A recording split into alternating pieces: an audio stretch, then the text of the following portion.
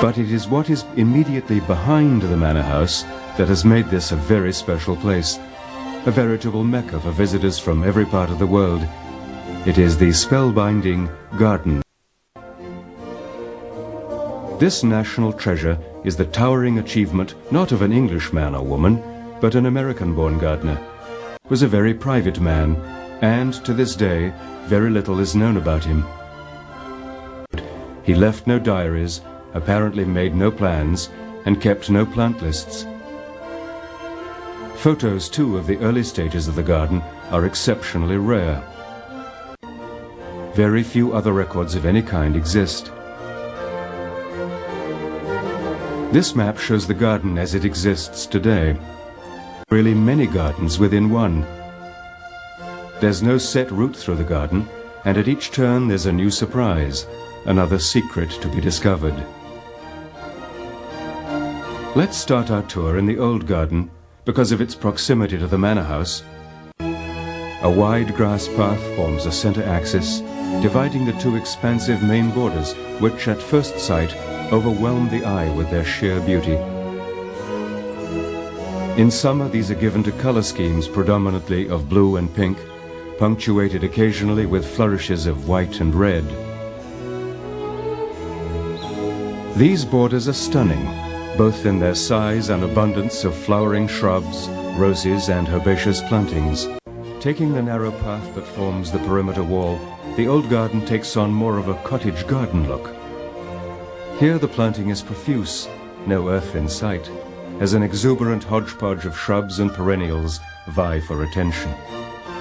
The path itself is made of old, mushroom-shaped staddle stones, used originally to support hayricks.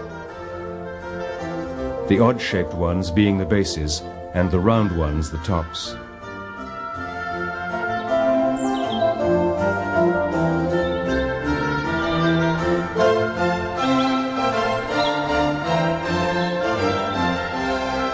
A paradise for bees and butterflies. And, of course, garden lovers.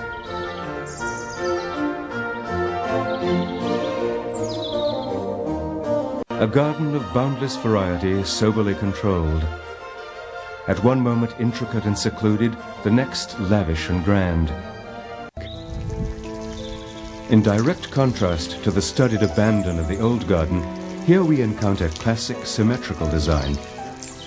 The use of differing levels to further define the spaces.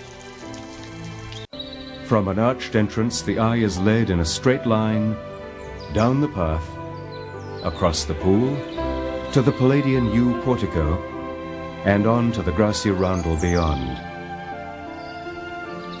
In these gardens, planting is both restrained and tailored, with box-edge, parterre beds filled with dwarf fuchsias.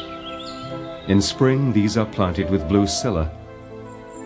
We encounter our next surprise, a sudden and dramatic change in scale. This enormous open space is the theatre lawn. Large areas such as this are often referred to as the lungs of a garden, spaces that offer breathing room as one emerges from smaller, more intimate rooms.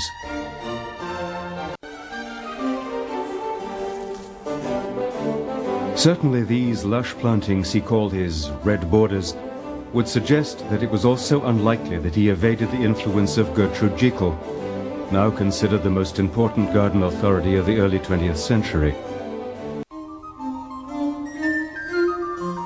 Looking back down the long alley, the line of sight passes through the red borders to the stately cedar of Lebanon and to the old garden in the distance beyond.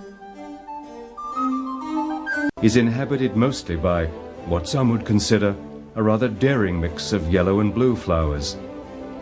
Butter-colored daylilies wave over a blanket of golden creeping jenny. Starbursts of yellow allium compete with the strident blues of neighboring violas and the herb comfrey. In the back of the beds, tall euphorbias and golden hops add more yellow. Extra blues are provided courtesy of the puffy wedgwood blooms of the shrub ceanothus.